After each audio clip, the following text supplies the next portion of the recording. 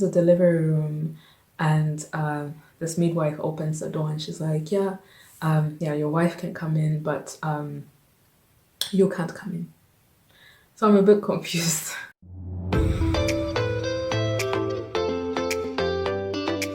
So 11th of January passed, and then it was now the 12th of January. So the 12th of January night, guys, like this child, I remember it clearly. I even wrote it in my diary.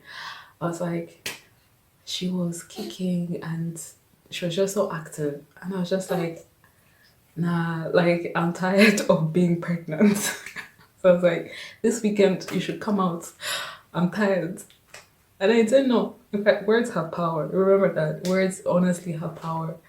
So I remember just complaining and being like, this is just too much. I did not sleep well and everything. I think that was the 12th or the 13th. But I complained and I was not happy. So I woke up after such an active night. I woke up and I called the doctor's office, the gynecologist's office, and I was like, yeah, like she was just super active, and I don't know, it's weird because she's not like that. And she was like, yeah, you should just come in and we can have it checked up. It's better. And that was a Friday morning.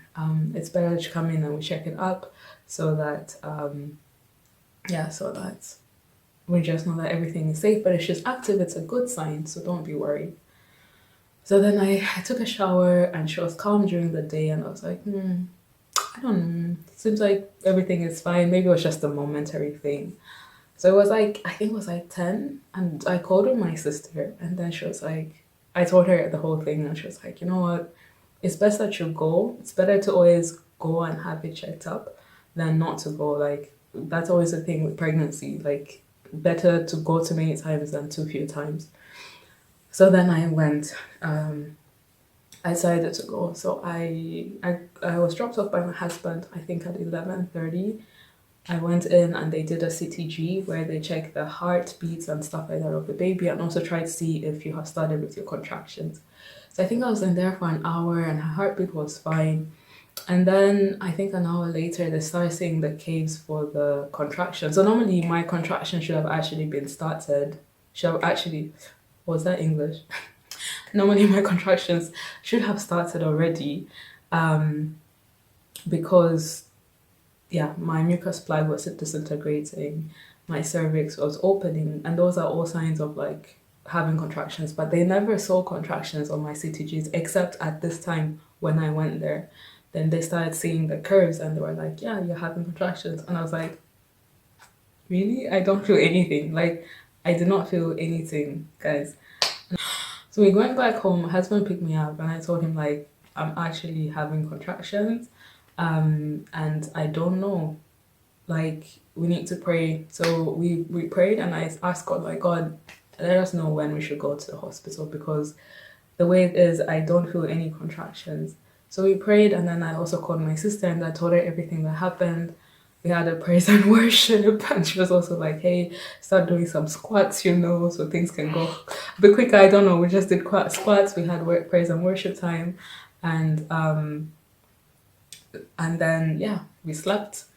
And then at 3 in the morning, I woke up from a sharp pain in my side. Like I just had a pain go like chai. That pain I can still remember it today. I just had a pain and I woke up like ah.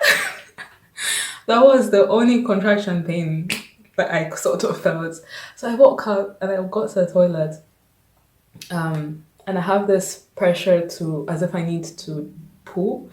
And I like at that point it didn't click in my mind that that's a sign. So anyway, I went, I pee, and then I just start walking around in the living room and I start the contraction app. So the story of the contraction app is that initially I had this pregnancy app, but for the contraction app I had to pay extra. And I was like, hey, I'm not paying. I'm not gonna pay extra. So my sister was like, download this app. And again, like I just feel like God used my sister. He really spoke through her that day. Like she was the one who said go to the doctor. She was the one who was like, let's have a praise and worship time. She was the one who was like, this is the app that you should use so you know that you're having contractions. So anyway, I started using that app. And then I saw that they were coming every 30 seconds, and then they started coming even more and more frequent. Because I wasn't feeling like contractions. I don't know how I can describe it. It was just like some sort of like, I just felt pain in the lower half. It wasn't like kind of going down from my stomach. It said like, get ready to go to the hospital. So on my way to call my husband to wake him up that we're going to a hospital, my my water broke.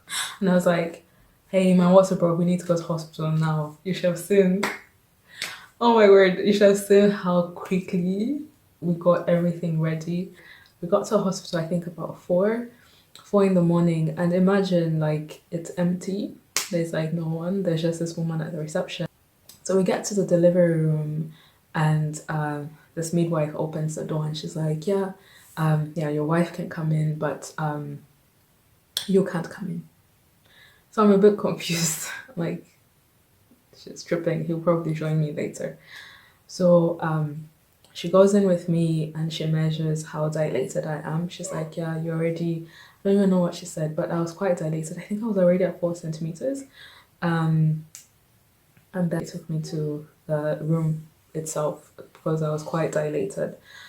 So I'm in the room and then she starts telling me, your husband can't join you because he's not tested, and yeah, he can't be with you. He's not tested, and since he's not vaccinated, he can't join you. And the weird thing is, like, I had called these people, and during my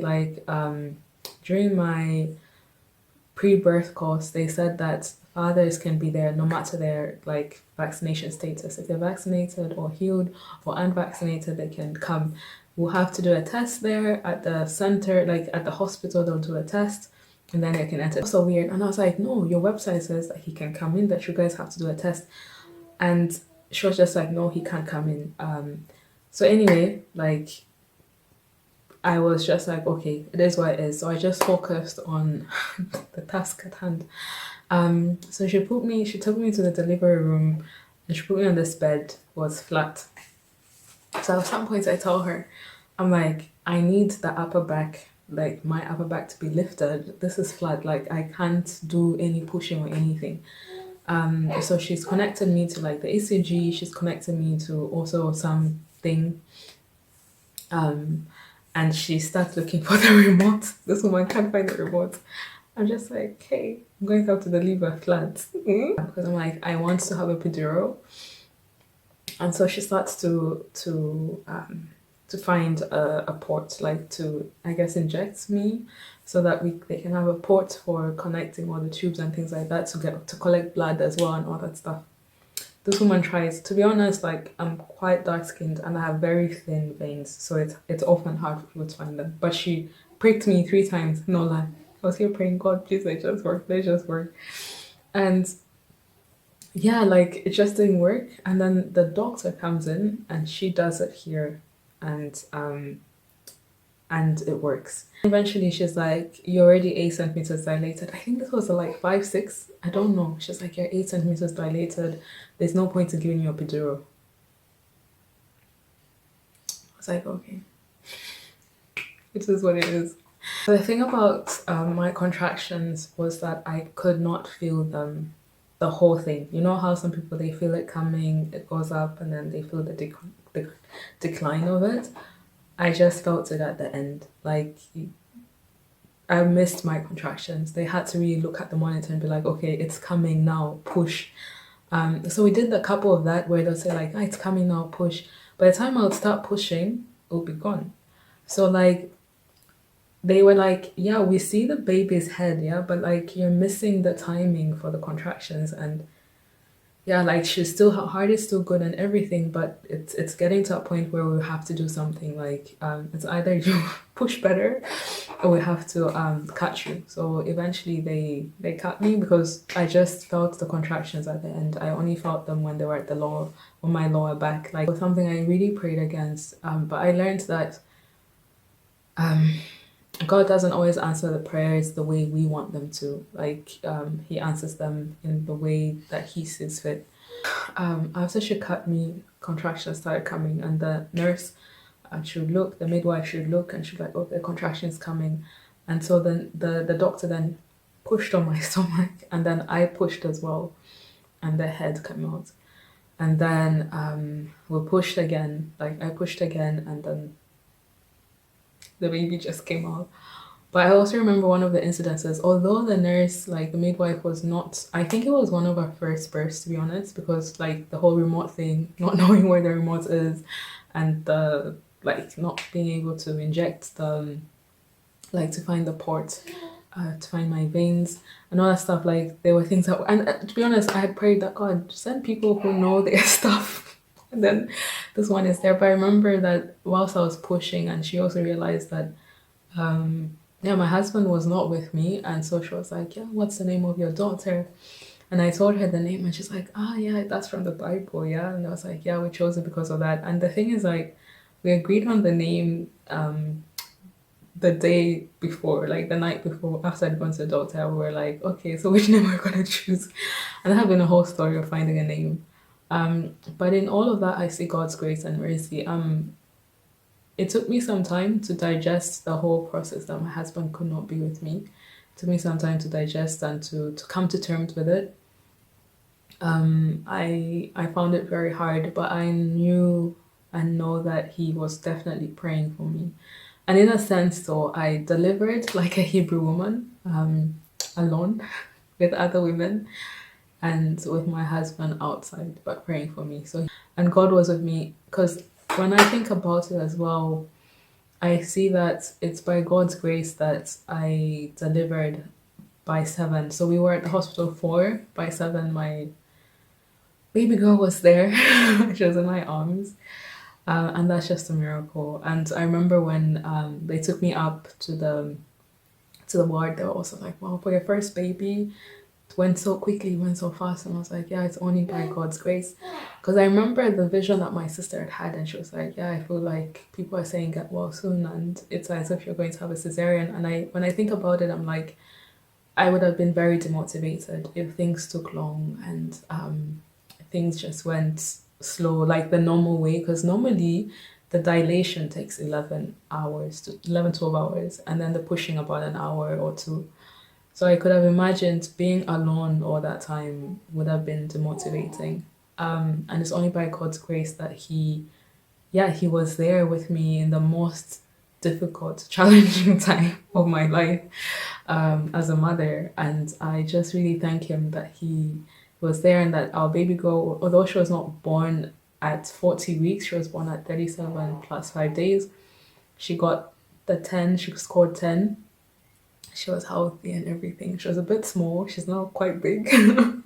She was a bit small, but it's by God's grace that she was healthy, that she was not born early as I feared. She was not born in October or November or December, but she was born in January at God's appointed time. So I really thank God for that. And when I shared my story with some close friends afterwards, they told me that they also had this urge to pray for me. And in that week, they just like they had the urge to pray. And I believe the Holy Spirit placed it on their hearts because He knew the struggle I would enter in at the end of that week. And He had prepared an army of praying people for me. And honestly, without prayer, things would have gone haywire. Things would have gone differently, not just at delivery, but throughout the whole pregnancy. I really felt carried by people's prayers. And I want to say thank you so much to everyone who's prayed for me. Your prayers worked wonders. And I just want to encourage you to continue praying and trusting God to do wonders and miracles for our prayers. We have the responsibility to pray and to believe in a God who does miracles. Our responsibility is not to work out those miracles. In that sense, He works them through us, through our prayers, and through our trusting in Him. So I just thank God for the way things turned out.